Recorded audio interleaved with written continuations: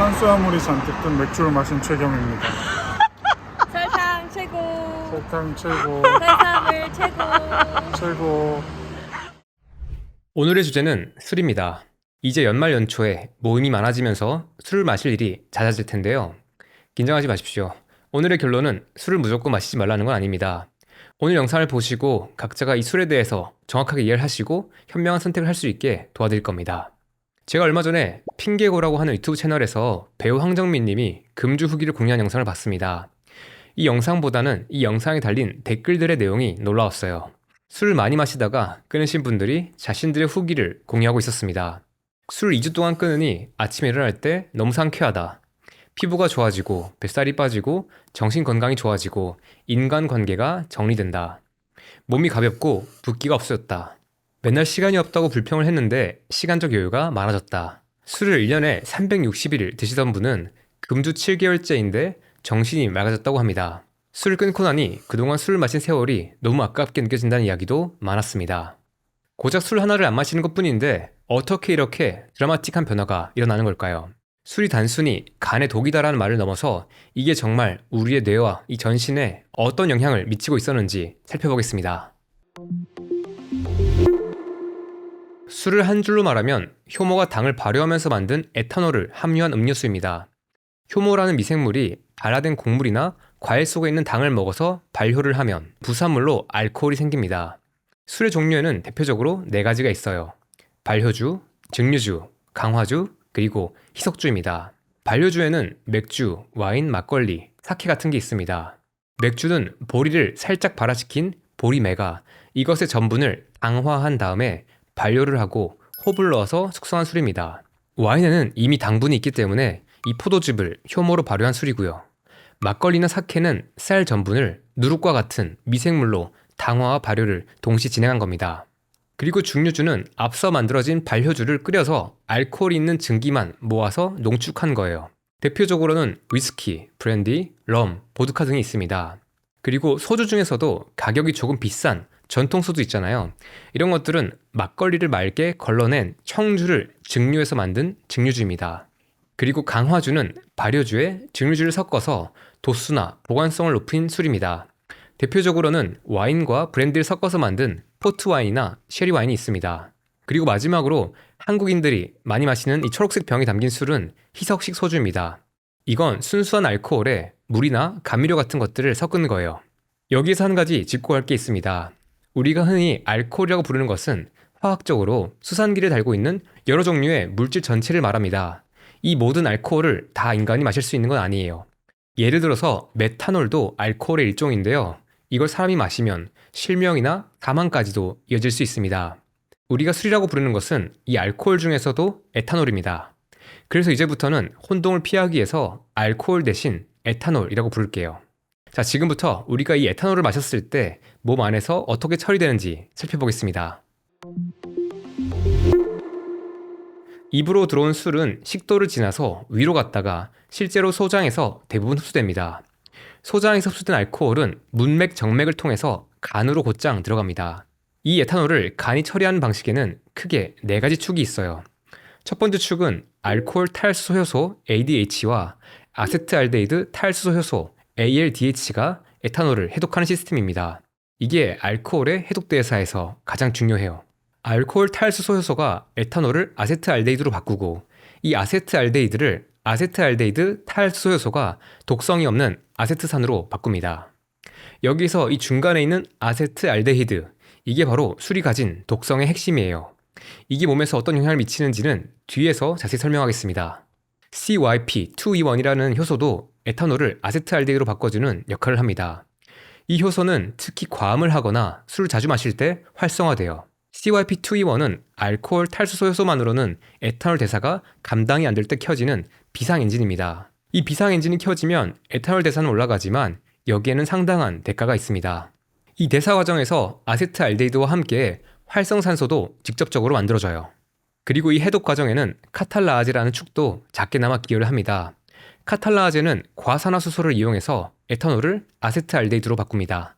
그리고 한 가지 기억할 게 FAEE, 지방산 에틸 에스테르예요. 지방산 에틸 에스테르는 에탄올이 지방산과 만나서 화학적으로 반응을 하면 만들어지는 물질입니다. 이건 쉽게 말해서 독성을 가진 기름 분자라고 보시면 돼요. 여기 보이시는 이 그림은 제가 술에 대한 다양한 논문들을 읽으면서 나온 내용을 하나로 모은 그림입니다. 이 그림을 보면서 지금까지 내용을 한번 정리해 볼게요. 얼핏 보면 복잡해 보이지만 하나씩 따라가 오면 이해하기가 쉽습니다. 일단 좌측 아래를 보시면 에탄올이 입, 식도, 위, 소장을 거쳐서 간에서 해독되는 과정을 볼 수 있습니다. 간이라는 글자 위에 분홍색 상자로 표시된 곳이 간 내부의 공간입니다. 이 분홍색 상자의 왼쪽을 볼게요. 에탄올이 몸에 들어오면 이게 아세트알데히드로 바뀌죠. 그리고 이 아세트알데히드가 아세트산으로 바뀌는 2단계 구조의 해독 과정이 일어납니다. 1단계에서는 ADH, 알코올 탈수 효소가 중요한 역할을 했고요. CYP2E1과 카탈라아제도 도움을 줍니다. 2단계에선 ALDH, 아세트알데히드 탈수 효소가 아세트알데히드를 아세트산으로 바꿔주고요. 이렇게 알코올을 태우는 산화적인 해독 과정 외에도 지방산이 알코올에 붙어서 FAEE, 지방산 에틸 에스테르라는 독성 지질 덩어리가 만들어지기도 하고요. 우리가 마신 에탄올은 기본적으로 이런 경로를 통해서 처리되는데요. 이 해독 대사의 결과로 5가지 핵심 문제가 발생합니다. 이 5가지를 이해하면 술을 마셨을 때 왜 건강이 나빠지는지 알 수 있어요. 첫 번째 문제는 활성산소가 폭발적으로 늘어나는 겁니다. 이걸 비유를 해서 쉽게 설명해 볼게요. 미토콘드리아는 세포 안에서 전기를 만드는 발전소입니다. 아까 살펴본 효소들이 에탄올을 처리하는 과정에서 다량의 활성산소가 만들어집니다. 그리고 에너지 공장인 미토콘드리아에도 전기가 너무 많이 몰리면서 이 공장에 과부하가 걸려요. 그러면 전자가 정상적인 경로를 따라가지 못하고 여기저기로 셀 수 있습니다. 이렇게 누전이 일어나면 스파크가 튀어요. 이때 튀어나오는 스파크가 바로 활성산소입니다. 이 활성산소는 주변에 있는 물질에 달라붙어서 공격하는 성질이 있습니다. 특히 세포막에는 불포화 지방산 같은 기름들이 장뜩 끼어 있는데 활성산소가 이 기름을 계속 공격하면 그 지질이 과산화됩니다. 지질 과산화는 기름이 과하게 산화돼서 타버리는 현상, 손상되는 현상이라고 이해하시면 됩니다. 이렇게 지질이 타버리면 4하이드록시노네날 또는 말론 디알데히드 같은 독성 알데히드가 새롭게 만들어집니다. 여기에서 두 번째 문제가 발생합니다. 이렇게 만들어진 독성 알데히드는 앞서 만들어졌던 아세트알데히드와 함께 인체에 있는 지질, 단백질 또는 DNA에 달라붙어서 그 분자 구조와 기능을 망가뜨려요. 단백질, 지질, DNA를 공격한다는 건 결국에는 우리 몸을 이루는 거의 모든 구성 요소를 한꺼번에 상하게 만드는 것과 마찬가지입니다. 그 중에서도 모든 세포를 감싸고 있는 세포막이나 또는 미토콘드리아 막들의 이 기름 성분도 타들어갑니다. 우리 몸에서 벽돌 역할을 하는 이 구조적인 재료인 단백질도 망가져요. 그러면 조직이 부서질 뿐만 아니라 온갖 화학 반응을 돌리는 효소, 호르몬, 수송체, 수용체들도 줄줄이 고장이 납니다. 심지어 무언가를 만들 때 설계도 역할을 하는 DNA까지 손상이 쌓이면 자꾸 몸에서는 불량품이 나와요.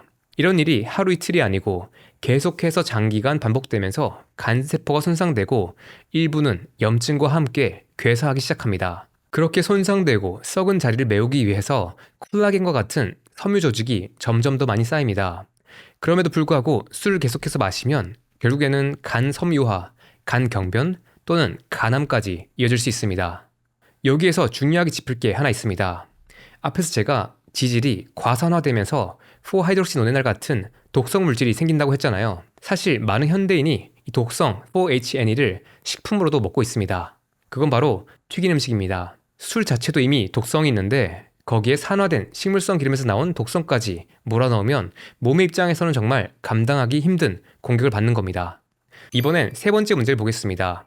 그림의 왼쪽, 위쪽을 볼게요. 우리가 음식을 먹었을 때 탄수화물이나 지방을 대사하는 과정에서 NADH라는 게 만들어집니다. 이 NADH는 쉽게 말하면 미토콘드리아에서 에너지를 전달해주는 충전된 배터리 같은 물질이에요. 그런데 술을 분해하는 과정에서도 NADH가 많이 늘어납니다.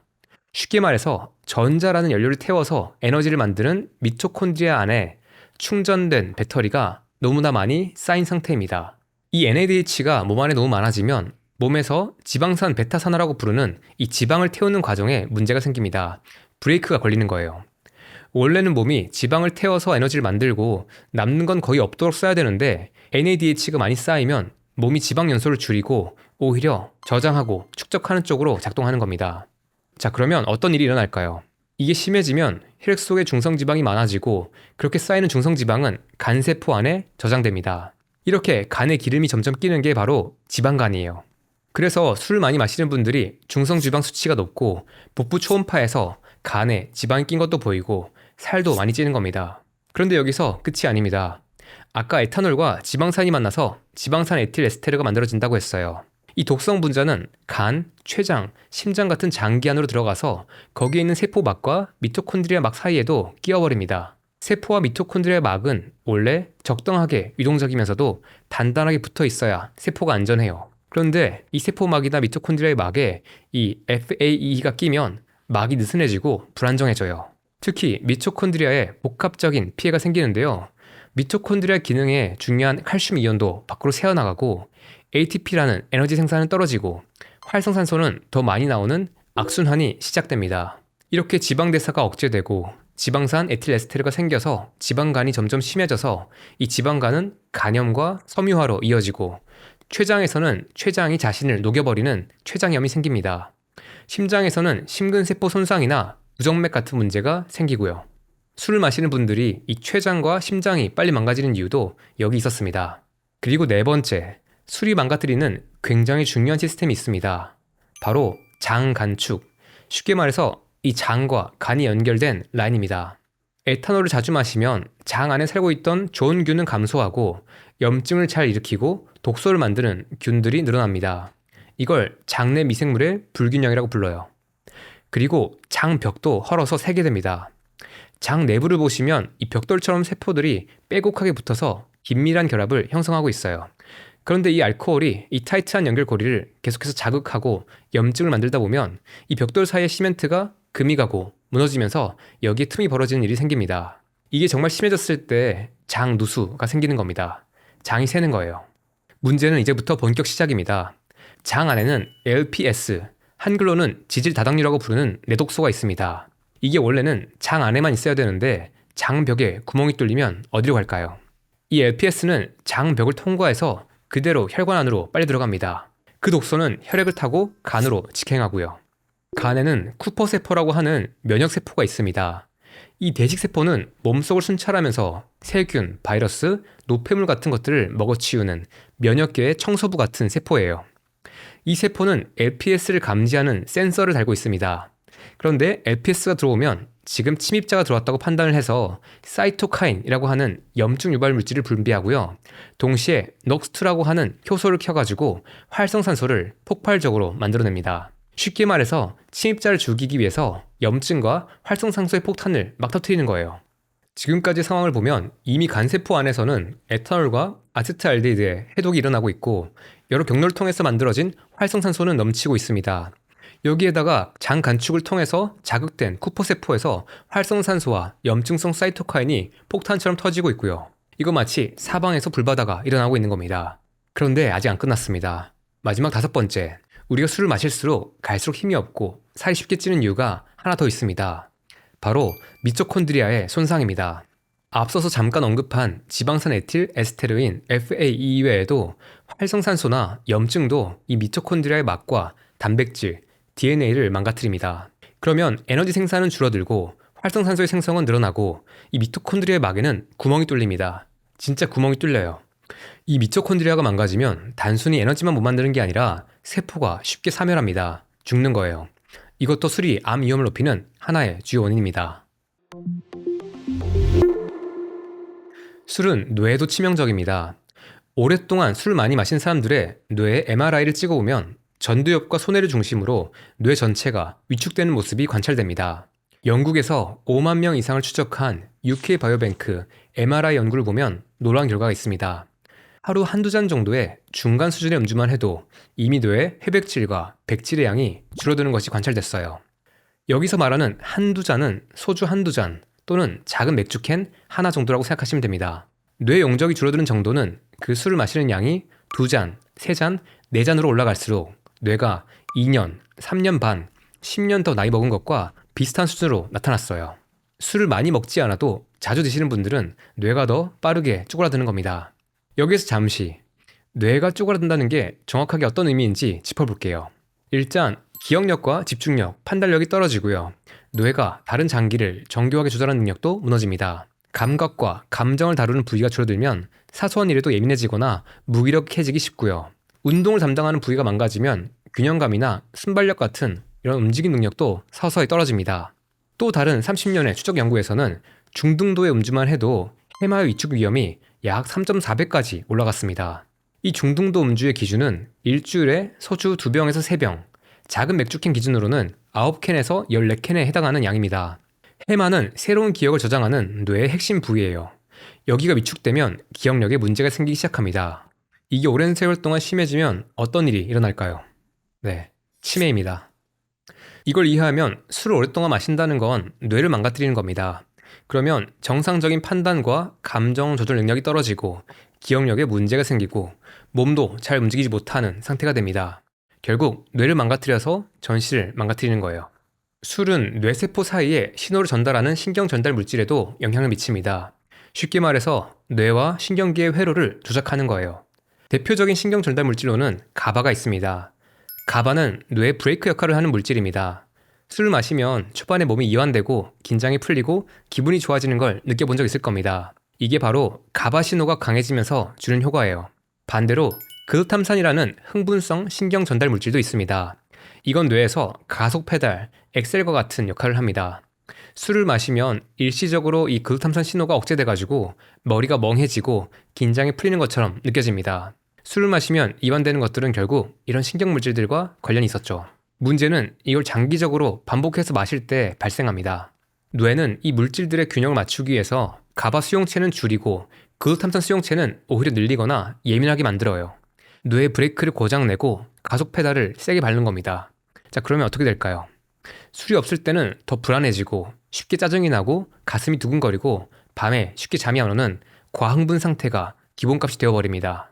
만약에 지금 누군가가 술을 자주 마시는데 평소에 불안하거나 공격성을 띠거나 쉽게 못 잔다. 그렇다면 이런 신경 전달 물질의 균형에 문제가 생겼을 수도 있습니다. 술은 도파민과 세로토닌 시스템도 건드립니다. 도파민은 우리가 무언가를 했을 때 기분이 좋아지게 만들고 또 하고 싶게 만드는 신경 전달 물질이에요. 우리의 보상 시스템을 키는 동기부여 스위치라고 보시면 됩니다. 세로토닌은 기분, 불안과 우울, 식욕, 수면 리듬을 전반적으로 조절하는 신경 전달 물질이에요. 술을 마실 때 처음에는 이 도파민과 세로토닌 시스템이 자극되어서 기분이 업되는 느낌을 줍니다. 문제는 이게 자주 또는 오래 반복되면 뇌가 균형을 맞추기 위해서 이 시스템을 점점 더 둔하게 만들고 자체적으로 감정과 동기를 조절하는 능력을 떨어뜨린다는 겁니다. 그래서 평소에도 더 다운되고 무감각해지고 우울해지는 방향으로 갈 수 있어요. 그래서 술을 오래 마신 사람들이 우울증에 취약해지는 겁니다. 술 없이는 너무 다운되는 거예요. 그리고 우리가 술을 마시다가 많이 마셨는데도 자꾸 한 잔 더 마시려고 하거나 2차, 3차까지 가게 되고 어떤 분들은 아침에 해장술도 마십니다. 어쩌면 이건 앞서 말씀드린 신경 전달 물질들의 효과가 떨어지면서 뇌가 느끼는 불편한 상태를 피하려는 시도일 수 있습니다. 이때쯤 가면 즐거움 때문에 마시는 게 아니라 불행함을 피하기 위해서 마시는 거예요. 그리고 이 도파민 시스템과 관련해서 중요한 문제는 뇌가 이 패턴을 학습한다는 겁니다. 우리가 스트레스를 받았을 때 술을 마셔서 잠깐 편해지는 걸 느끼게 되면 이 루프가 반복될 때 뇌 속에는 스트레스 상황을 술과 보상으로 연결하는 보상회로가 구축됩니다. 이 연결이 강화돼요. 이 연결이 너무 강해지면 일상에서 느낄 수 있는 작은 기쁨들, 예를 들면 산책, 운동, 소중한 사람들과의 대화 또는 작은 성취, 이런 것들에서 어떤 보상은 점점 더 시시해 보이고 더 강한 자극, 술, 단 음식, 도박 같은 것들을 찾게 되는 중독 회로가 강화됩니다. 이런 여러 신경 물질들의 작용의 변화 때문에 일상에서 더 우울해지고 불안정해지고 충동적이어지고 잠도 잘 못 자고 의욕이 사라지는 겁니다. 중독에도 쉽게 빠지고요. 어떤 분들은 잠이 안 와서 자기 전에 술을 마시기도 할 겁니다. 실제로 술을 마시면 초반에는 진정 효과 때문에 잠이 빨리 들 수 있습니다. 그런데 문제는 술이 분해되는 과정에서 처음에 느꼈던 그 진정 효과는 점점 사라지고 뇌는 오히려 더 깨어날 때 반동 반응을 일으키는 거예요. 그래서 술을 마시고 자면 밤에 자꾸 깨게 되고 깊게 못 자게 되고 아침에 일어났을 때 개운하지 않게 됩니다. 이런 패턴이 한두 번이면 모르겠지만 너무 자주 오래 반복되면 만성적인 불면증이 생기고 만성 피로가 생기고 우울감과 불안감에 스트레스 수준까지 높아집니다. 아마 한 번쯤 주변에서 술을 많이 드시던 중년 이상의 남성이 갑자기 심장마비나 뇌졸중 같은 심혈관 질환으로 세상을 떠나는 사례를 본 적이 있을 겁니다. 이건 에탄올이 여러 경로를 통해서 심혈관 시스템을 공격하기 때문입니다. 먼저 활성산소와 만성염증을 통해서 혈관의 안쪽 벽, 내피세포를 손상시킵니다. 그러면 그 틈으로 산화된 LDL 콜레스테롤이 침투하고요. 대식세포들이 몰려들어서 거품세포를 만들어요. 이게 쌓이면 이 혈관벽이 두꺼워지고 딱딱해지는 동맥경화가 진행됩니다. 에탄올은 혈압도 높입니다. 술은 교감신경을 흥분시키고 혈관을 수축시켜서 혈압을 끌어올려요. 이 고혈압이 지속되면 뇌졸중, 심근경색, 심부전의 위험이 수배로 증가합니다. 그리고 에탄올과 아세트알데히드는 심장의 근육세포에 직접적인 독성으로 작용을 해서 이 심장 힘이 약해지게 만듭니다. 이는 심근병증으로 이어질 수 있어요. 그리고 심장이 갑자기 두근두근 불규칙하게 뛰는 심방세동도 유발할 수 있습니다. 만약 지금 누군가가 술을 자주 마시고 있다면 언젠가는 심혈관 질환으로 쓰러지는 건 시간 문제일 수도 있습니다. 그리고 술은 우리 몸의 방어 시스템인 면역계도 망가뜨립니다. 우리 몸의 경찰관 또는 소방관 분들이 피곤해서 제대로 출동도 못하는 상태가 되는 거죠. 그 결과 감기와 같은 감염병에 더 잘 걸리고 병에 한 번 걸리면 잘 낫지 않고 상처 회복도 느려집니다. 이 면역계가 오랫동안 망가져 있으면 암에 걸릴 위험도 증가하죠. 에탄올은 위장관도 녹입니다. 가장 먼저 식도부터 문제가 생겨요. 에탄올은 하부 식도 괄약근을 느슨하게 만들어서 위산이 역류하기 쉽게 만듭니다. 그래서 술을 많이 드시는 분들이 가슴이 쓰리거나 역류성 식도염 같은 증상이 생기고 나중에는 식도암까지 걸릴 수 있습니다. 에탄올은 위에서는 위 점막을 자극하며 보호막 역할을 하는 점액 분비도 감소시킵니다. 그러면 이 미산이라고 하는 이 강력한 산성 물질이 점막을 파고들어서 위염이 생기거나 위궤양 같은 문제가 생길 수 있어요. 이게 심해지면 실제로 위에 구멍이 뚫리기도 한다고 합니다. 소장도 예외가 아닙니다. 소장 안쪽에 있는 돌기인 육모와 미세육모는 우리가 먹은 영양소를 흡수하는 역할을 합니다. 에탄올과 그 대사산물 그리고 장내 염증 때문에 이 육모가 손상됩니다. 그 결과 영양 흡수가 잘 안 되고 설사가 잦아지고 살은 제대로 안 빠지는데 몸은 피곤해지는 겁니다. 많은 분들께서 술을 마시고 나면 식욕이 불안정해지는 것을 경험한 적 있을 겁니다. 술을 마시면 특히 라면, 치킨, 달콤한 음식, 아이스크림 같은 게 확 땡기기도 합니다. 이건 에탄올이 렙틴과 그렐린과 같이 식욕과 포만감을 조절하는 호르몬 시스템을 꼬이게 만들어서 발생하는 거예요. 여기에 더해서 앞서 다룬 간, 뇌, 장에 생기는 문제도 한몫을 하고요. 술이 유발하는 영양결핍도 관련이 있습니다. 알코올은 비타민 A, 비타민 B군, 비타민 D, 마그네슘이나 아연과 같이 중요한 영양소를 고갈시키거나 이것들의 흡수를 방해합니다. 이런 영양소들은 뇌나 신경의 건강을 유지하고 적혈구를 만들고 뼈의 건강이나 면역 기능을 유지하는데 굉장히 중요합니다. 그래서 이 술과 안주를 먹고 있어도 실제로는 영양결핍 문제가 발생하고 있는 겁니다. 마지막으로 술은 성호르몬과 성기능에도 꽤 큰 영향을 줍니다. 남성부터 보면 에탄올은 고환에서 테스토스테론을 만드는 과정을 방해하고요. 시상하부, 뇌하수체, 성선축을 억제합니다. 그래서 술 자주 많이 마시는 남성은 테스토스테론 수치가 떨어지고 성욕이 줄고 의욕과 자신감도 떨어지고 운동을 똑같이 해도 근육이 잘 안 붙습니다. 그리고 발기부전이 생길 가능성도 높아지고요. 남성의 생식 능력에도 문제가 생기는데요. 정자의 수, 운동성, 그리고 형태도 나빠집니다. 그러면 난임이나 불임의 위험이 올라갈 수 있어요. 사회적으로 술 마시면 마치 남자답다 또는 강하다는 인식이 있잖아요. 그런데 대세적으로는 완전 반대로 가는 거죠. 젊고 건강할 때는 괜찮을지 몰라도 나이가 들어도 술을 많이 마시고 있다면 그 남성은 남성적인 특징을 잃을 수밖에 없습니다. 술은 여성들에게도 문제가 됩니다. 술은 여성 호르몬인 에스트로겐과 프로게스테론의 리듬도 흔듭니다. 과음을 반복하면 배란이 불규칙해지거나 생리주기가 흐트러지고 생리통이 심해질 수 있습니다. 이게 오랜 세월 반복되면 조기 폐경을 하거나 유방암에 걸릴 위험이 증가한다는 보고들이 있습니다. 그리고 앞에서 언급한 영양결핍 이슈까지 고려를 하면 중년부터 여성들한테 문제가 되는 골다공증의 위험도 증가하고요. 여기까지 내용들 보시면 술이 정말 전신에서 영향을 미치지 않는 곳이 없다는 느낌이 듭니다. 저도 이걸 정리하면서 입으로 들어온 에탄올이 사실은 전신으로 들어가서 뭔가를 망가뜨리고 있다는 것을 다시 한 번 더 깨달았습니다. 지금까지는 술이 몸에서 어떤 문제를 만드는지 살펴봤습니다. 마지막으로 술이 다양한 건강 문제의 위험을 얼마나 높이는지를 살펴보겠습니다. 이 통계도 생각보다 만만치 않습니다. 2018년 란셋에 실린 연구에서는 전 세계에서 연구된 60만 명 이상의 데이터를 분석했습니다. 그 결과 주당 알코올 섭취량이 100g을 넘어가면 모든 원인으로 인한 사망 위험이 안 마시거나 조금 마시는 사람들보다 약 1.14배까지 올라갔습니다. 뇌졸중, 신부전, 고혈압과 관련된 심혈관 사망의 위험도 비슷한 수준으로 증가했습니다. 알코올 100g은 일주일 동안 소주 2병을 마시거나 또는 작은 캔 맥주 8캔에서 9캔을 마시는 수준입니다. 이건 술을 마시는 분들이 보기에는 많지 않은 양일 거예요. 고혈압만 따로 본 메타 분석에서는 술을 하루에 한두 잔 마시는 남성은 고혈압이 생길 위험이 약 1.2배 정도 올라가고 하루 3잔 이상 마시는 경우에는 고혈압 위험이 1.5배에서 1.7배까지 올라간다는 데이터가 나왔습니다. 국내 한 연구에서는 60세 이상 사람의 고혈압 위병률을 보니까 일주일에 19잔 이상 마시는 사람은 안 마시는 사람의 2.5배까지 위병률이 증가했습니다. 혈압 때문에 약을 먹고 있거나 또는 혈압 수치가 경계치로 나온다면 이 술을 한 달 이상 끊어보세요. 혈압이 금방 떨어질 수도 있습니다. 190만 명 이상의 데이터를 분석한 메타 연구에 따르면 공복 혈당이 이미 살짝 올라가 있는 남성 집단에서 주당 275g, 하루 평균 소주 4잔 이상을 마시는 사람들은 2형 당뇨병의 발생 위험이 과음을 안 하는 남자와 비교했을 때 약 1.8배 정도였습니다. 암 관련 통계도 무섭습니다. 2015년에 나온 메타 분석을 하나 보면 여기서는 하루 한 잔 이하, 하루에 소주 반잔이나 한 잔 이하로 마셨을 때 암 위험이 어떻게 변하는지를 계산했습니다. 그랬더니 구강암과 인두암의 위험은 약 1.2배, 식도암의 위험은 약 1.3배, 여성 유방암의 위험은 1.05배에서 1.1배 정도 증가했습니다.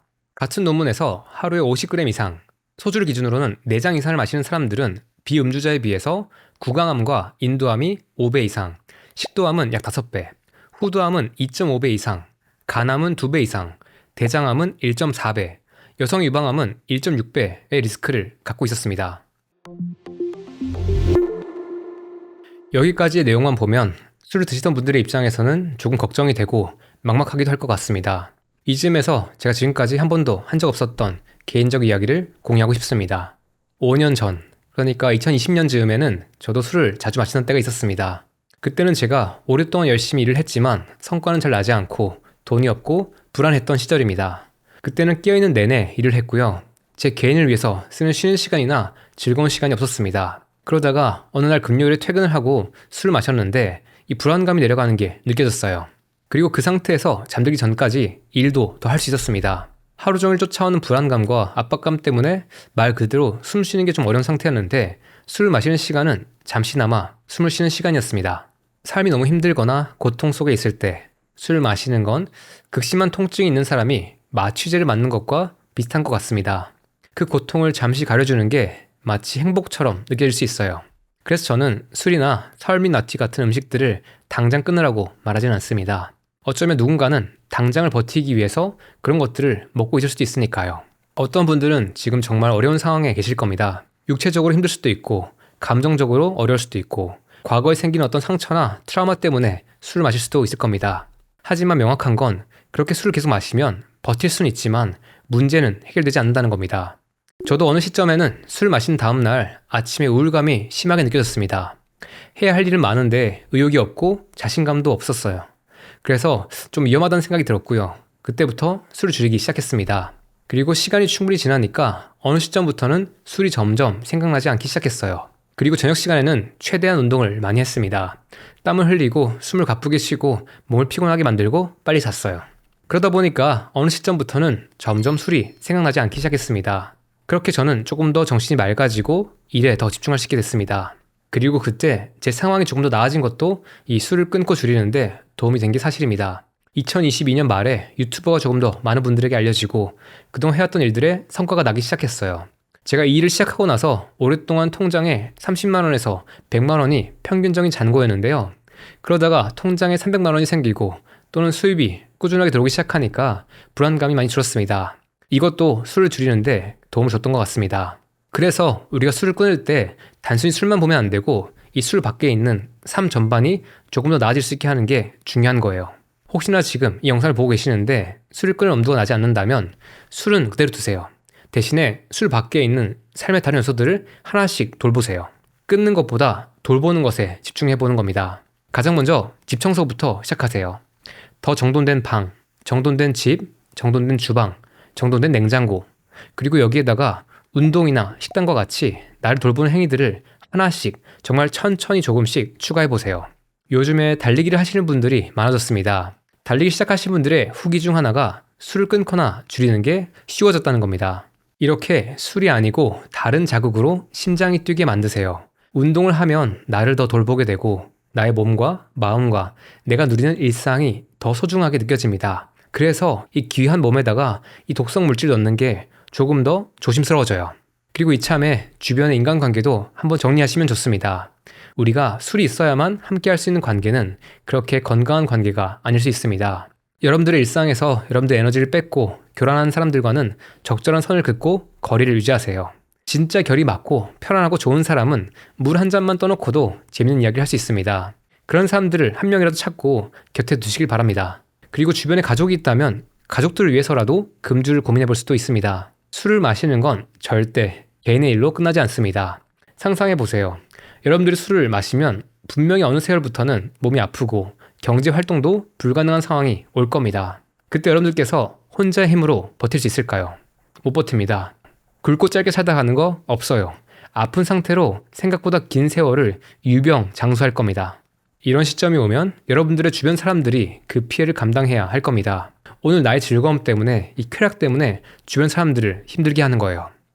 그리고 세상은 냉정합니다. 여러분들이 아프기 시작하면 주변에 있는 친구들도 다 떠날 겁니다. 그리고 술 같이 많이 마시던 친구들은 세상을 먼저 떠날 수도 있고요. 여기까지 제가 조금 엄하게 말씀드렸는데요. 좋은 소식이 하나 있습니다. 술을 끊으면 생각보다 변화가 빠르게 나타날 수 있어요. 술을 끊으면 일어나는 변화를 다룬 자료들을 보면 생각보다 희망적입니다. 술을 끊고 하루에서 3일 정도가 지나면 알코올이 몸에서 어느 정도 빠져나갑니다.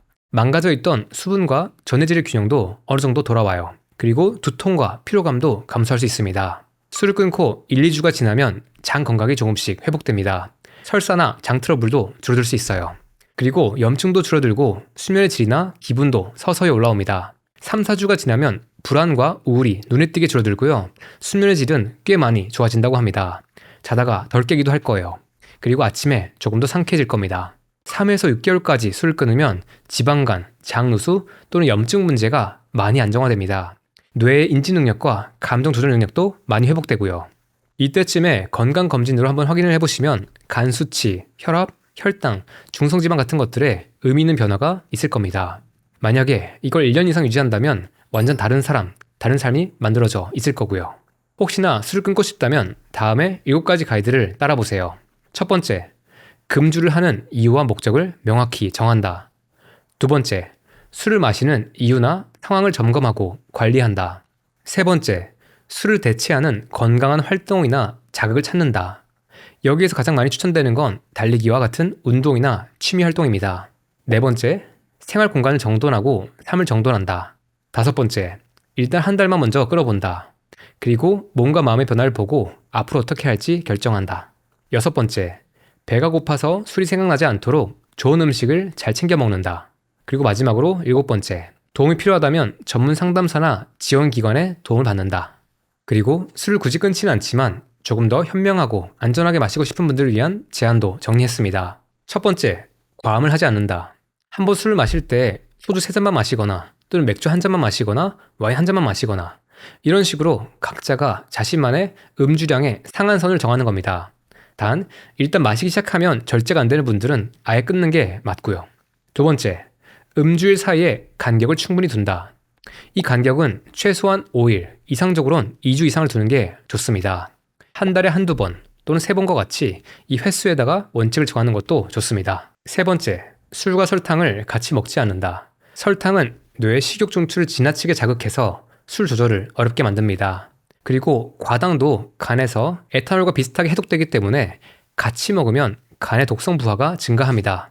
나쁜 짓은 한 번에 하나씩만 하는 거예요. 네 번째, 술을 공복에 마시지 않는다. 우리가 음식물 섭취와 함께 알코올의 흡수 속도를 줄이는 거예요. 술을 공복에 마시면 알코올의 흡수 속도가 엄청 빨라집니다. 그렇기 때문에 과하지 않게 적당한 음식물과 같이 마시는 게 조금 더 좋아요. 추천하는 안주로는 과당이 많은 과일보다는 짭짤한 안주가 좋습니다. 해산물이나 탄수화물이 많지 않은 채소도 안주로 좋습니다. 이것들은 탄수화물 함량이 적고 소화가 쉽다는 장점이 있습니다. 다섯 번째, 술을 마실 때는 최대한 일찍 마신다. 술의 문제 중 하나가 수면을 망가뜨리는 겁니다. 그래서 술을 마시더라도 일찍 마셔서 잠드는 시점 즈음에는 최대한 이 에탄올을 처리한 상태로 만드는 거예요. 그러면 수면을 방해하는 문제를 최소화할 수 있습니다. 만약에 직장에서 퇴근하고 마신다면 빨리 마시는 게 좋고요. 저녁에 말끔하게 깨어있을 수 있다면 좋습니다. 술을 마실 때 우리가 음식도 같이 먹기 때문에 이 알코올의 해독과 음식의 소화를 최대한 끝내려면 일찍 먹는 게 좋아요. 그래야지 수면의 피해를 최소화할 수 있습니다. 생각해보면 어떤 어르신들은 휴일에 등산을 하고 낮에 조금 과하지 않게 마시는 경우를 볼 수 있습니다. 이것도 우리 몸에 들어오는 이 알코올의 또는 음식의 부담을 줄여주는데 효과가 있는 거예요. 저도 가끔씩 친한 친구들이랑 만나서 술을 마실 때가 있는데요. 그때는 보통 아침에 같이 운동을 하고 점심에 한 잔 정도 술을 과하지 않게 마십니다. 그러면 조금 더 말끔하게 상쾌하게 잘 수 있어요. 6번째, 술을 마신 전후로 수면과 일주기 리듬을 더 열심히 관리하는 겁니다. 술을 마신 날에는 특히 더 수면에 신경 쓰시고요. 다음날 아침엔 햇빛을 꼭 쐬어주세요. 그리고 아침이나 낮에 가벼운 신체 활동을 해주면 일주기 리듬을 회복하는데 도움이 됩니다. 저는 술을 마시면 다음날 아침에는 공복으로 산책을 조금 하거나 가볍게 달려줘요. 7번째, 수분 섭취를 늘리는 겁니다. 음주 중간중간에 물을 충분히 마셔주세요. 그러면 해독 중에 탈수가 일어나는 것을 막아줍니다. 소금을 한 꼬집씩 먹어주는 것도 이 전해질 균형 유지에 도움이 되고요. 음주 다음날에도 물을 잘 마셔주면 좋습니다. 음주 다음날 카페인을 줄이는 것도 도움이 됩니다. 이건 탈수나 미네랄 불균형을 최소화하고 다음날의 수면의 질을 높이는 데 도움을 줍니다. 여기까지가 술 드시는 분들을 위한 가이드였고요. 제 개인적 이야기를 소개하자면 저는 지금은 술을 한 달에 한 번 이하로, 많아도 2번 이하로 마시는 원칙을 갖고 있습니다. 대신에 술을 마시는 날은 정말 소중한 사람들과 좋은 자리가 있을 때만 허용하는 겁니다. 마신다고 해도 술을 한두 잔으로 끝내고요. 예를 들어서 그날의 주종이 맥주다. 그러면 저는 그 맥주 한 잔만 받아서 나눠서 마십니다. 소맥이면 그 소맥 한 잔만 마시고요. 위스키면 그 한 잔만 마시는 거예요. 혹시나 자리가 너무 좋다? 그때는 2잔까지는 허용할 수도 있습니다. 그리고 그렇게 끝을 내고 집에 올 때는 조금 맑은 정신으로 자요. 그리고 이를 위해서 중요한 게 술자리에서 술을 정중하게 거절하는 겁니다. 저도 처음엔 이게 어려웠는데 이제는 많이 익숙해졌어요. 이렇게 말을 하면 어떤 분들은 왜 그렇게 재미없게 사냐고 할 텐데요. 이게 의외로 엄청 행복합니다. 그 술자리의 즐거움은 즐기지만 몸과 마음은 망가지지 않아요. 그날의 기억도 온전하고 감정도 되게 평안합니다. 그리고 잠도 푹 자고 다음날부터 이어지는 제 일상에도 지장이 없습니다. 그래서 오히려 이게 더 행복해요. 나무를 심기에 가장 좋은 날에는 2가지가 있다고 합니다. 하나는 20년 전이고요. 다른 하나는 오늘이라고 합니다. 만약에 20년 전의 기회를 놓치셨다면 오늘 그 나무를 심으시길 바랍니다. 그동안의 챕터를 마무리하고 새로운 인생의 챕터를 시작하게 되는 겁니다. 아마 당장은 술 없이 어떻게 지낼지 상상도 안 될 거예요. 처음엔 조금 힘들 겁니다. 이렇게 중독 물질을 끊는 건 마치 연인과 헤어지는 것과 비슷하다고 생각합니다. 우리가 누군가와 관계를 끊을 때 그 사람이 없는 삶이 상상도 안 되고 너무 힘들 것 같고 또 자꾸 생각나고 어떤 분들은 잘 참다가 다시 만나기도 할 겁니다. 하지만 다시 만나보면 이 사람과 내가 왜 헤어졌는지를 다시 깨닫고 다시 진짜 헤어지죠. 그렇게 시간이 흐르다 보면 어느 순간 정말 잊혀집니다. 지금 여러분들도 예전의 연인이 그렇게 생각이 잘 안 날 거예요. 물론 그 사이의 이별의 과정은 어렵지만 충분히 겪어야 하고요. 그리고 중독이라는 게 어려운 게 잘 끊고 시간이 충분히 지나도 잠깐 손을 대면 무너지게 만들 수도 있다는 겁니다. 하지만 그 사이에 내가 내 삶 안에다가 좋은 것을 많이 채워놓고 내 삶의 기반을 단단하게 만들어 놓으면 그 물질에 내가 다시 손을 댄다고 해도 무너지지는 않고 자신의 중심을 잘 잡을 수 있을 겁니다. 술을 끊는 것을 넘어서 몸과 마음을 돌보고 삶에 좋은 것을 채우는 것, 여기에 집중을 하세요. 이게 오늘의 결론입니다. 오늘의 내용은 여기까지입니다. 혹시나 오늘 영상을 보시고 무언가를 결심하신 분은 댓글에다가 결심을 남겨주세요. 댓글에 술 그동안 어떻게 마셨으며 술을 줄이려는 이유, 그리고 앞으로 4주 동안 어떤 원칙을 지킬 건지 적어주세요. 적어주신 댓글들은 제가 하나씩 정성 들여서 읽어보도록 하겠습니다. 오늘의 내용이 도움이 되셨다면 아래쪽에 있는 좋아요 그리고 구독 버튼 눌러주시길 바라겠습니다. 이것들은 제가 컨텐츠를 만들 때 아주 큰 도움이 됩니다. 그리고 이 종 모양의 알림 설정 버튼까지 눌러주시면 이후에 제가 컨텐츠를 전했을 때 또는 좋은 소식을 전할 때 이것들을 바로 볼 수 있게 됩니다. 다음 영상에서 또 뵙겠습니다. 지금까지 최겸이었습니다. 고맙습니다. 탄수화물이 잔뜩 든 맥주를 마신 최겸입니다. 설탕 최고. 설탕 최고. 설탕을 최고. 최고. 생각보다 많이 먹거든. Do what you wanna do. We're getting old. 아 너무 예쁘다.